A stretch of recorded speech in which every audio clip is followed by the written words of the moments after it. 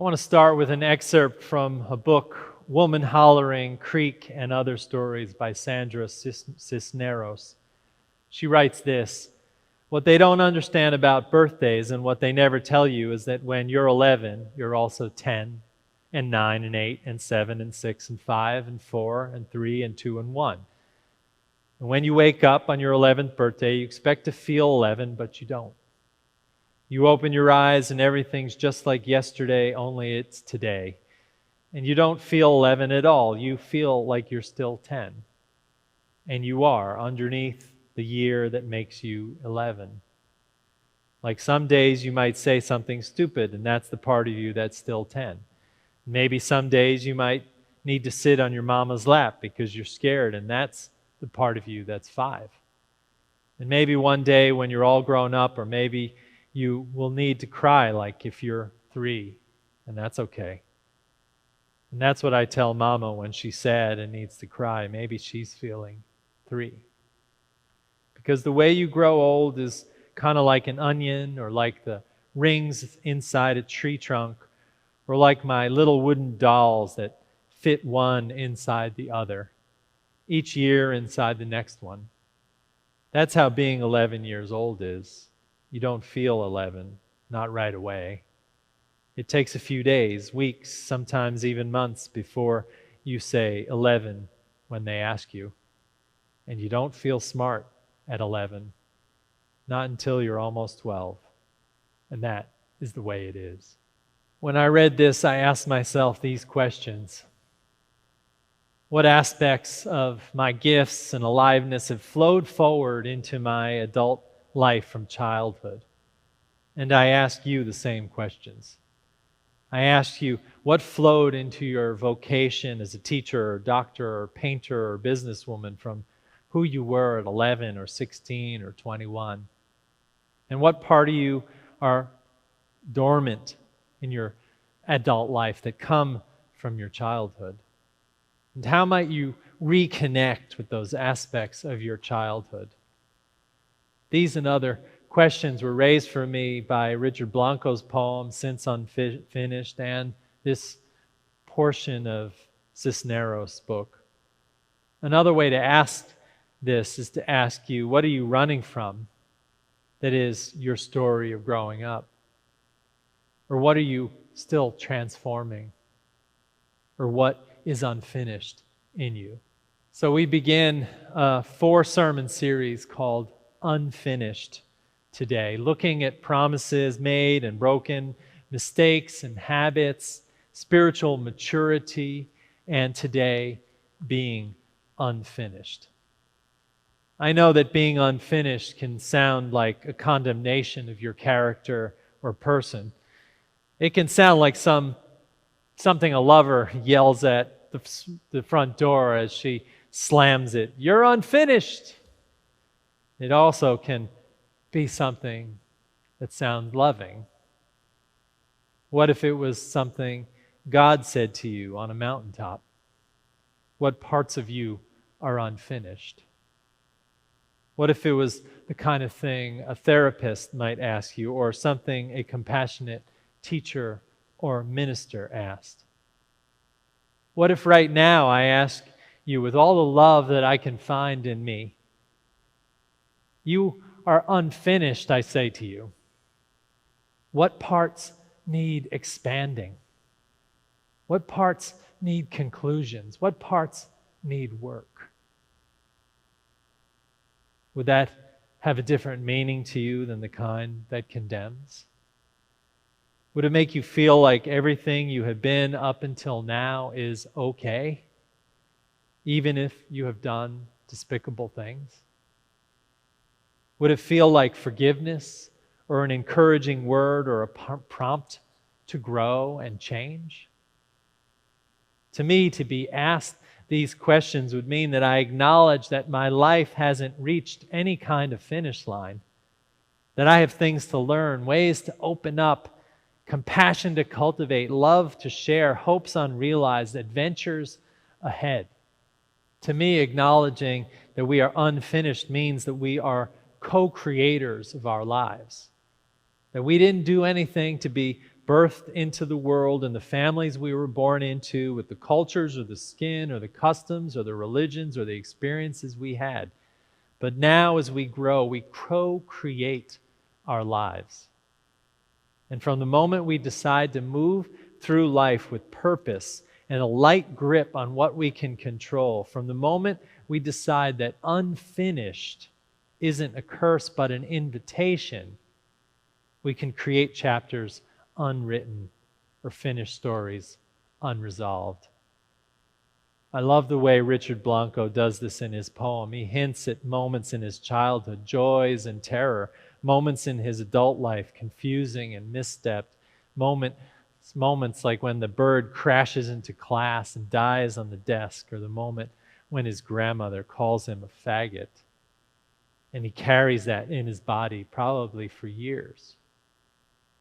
Or moments of a splinter removed with love, or a grass blade music lesson. I think of those moments in my life, and I'm sure you have yours. I thought a few days ago about the hours of reading lessons I had as a child, how challenging and frustrating it was as I struggled through them, and on top of it, as I struggled through a speech defect. And then how I grew up challenging myself to rise above those things and became, of all things, a public speaker and an author.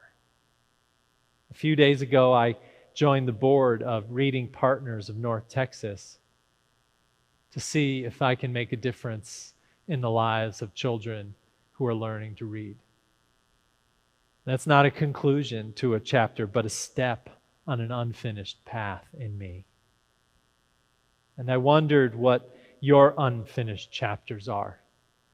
The things you will do now that your husband is dead or your children have gone off to school. The unfinished story in you about a shame put on you for who you are that still grips you at 60.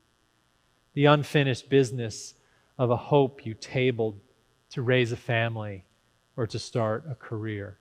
Knowing that nothing ever is really finished, but we can make strides forward if we acknowledge those moments in our lives. We take hold of them. We take a step forward toward them. We become co-creators, or we co-create a response. Co-creation is what I'm saying, but who are we co-creating with? Call it God or the mystery or whatever you want. There is something that starts us on our path, something that holds us throughout, some kind of mystery to our existence that we have no control over, yet we have agency, we have power. We have what we often don't think we have, which is the right to change unfinished narratives. I remember a member of my church before I came to Dallas. He was a desperate alcoholic who wound up walking into church one day. He got so inspired by the spirit of that place that he took a class with the minister on his spiritual autobiography, and after that class he sat down and wrote a memoir. He was a writer.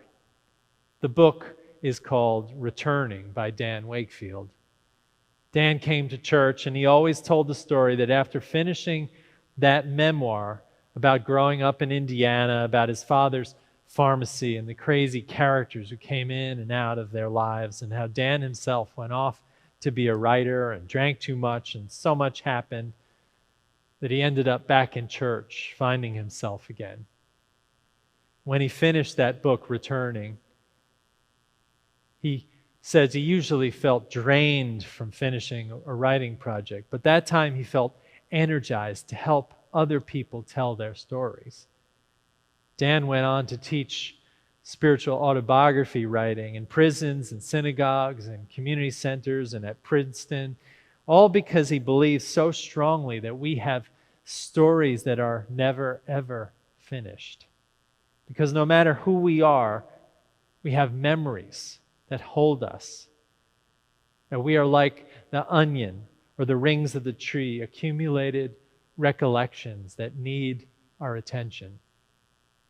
Dan writes in one book about another writer, Annie Dillard, who says that she believed that when she was so old she could remember nothing else, not even her own name, that she would still remember the way the land looked in the place where she grew up in Pennsylvania. A nod to how memories are so deeply lodged in who we are. And Dan at least once said to me in church, "You and I are unfinished," and that is a blessing. I'm going to teach a version of Dan's Writing Your Own Spiritual Autobiography this winter for those of you who will want to join. The point of it is that unfinished moments leave holes in us that we can fill. The curse of the grandmother, the blessing of the lessons, the love of someone dear, the loss or vacancies of our lives, all need our attention. And the fact is that whether you're 11 or 111, your story is unfolding, unfinished, with you at the center of your next chapter. Our mistakes have their places in us, the failures and the successes, the memories of those that we have lost and loved, and the unfolding never ceases. That unfolding is an invitation to wholeness, to accepting who we are, to rejoicing over each other and rewriting parts of our lives that need love. So friends, as we have entered our theme year, the stories of our lives, we begin this series we are calling Unfinished. And I encourage you to stop today and this week and consider a moment you left untouched and hold it for a minute or two. Write about it. Tell it to someone else. Take a step on that unfinished path. Be a co-creator with God in your life, because it is a blessing in its own way to be unfinished and to take steps to finish stories that need our attention and our love. The poet today blesses us, you and me, we who are unfinished, who are continuing to write the stories and the poems of our lives, when he reminds us, unfinished is forever. Works in progress we are. He says, since tonight, with the battled moon behind the branches spying on the world, same as it ever was, perfectly unfinished. That is the blessing I leave with you today, friends. Amen and amen.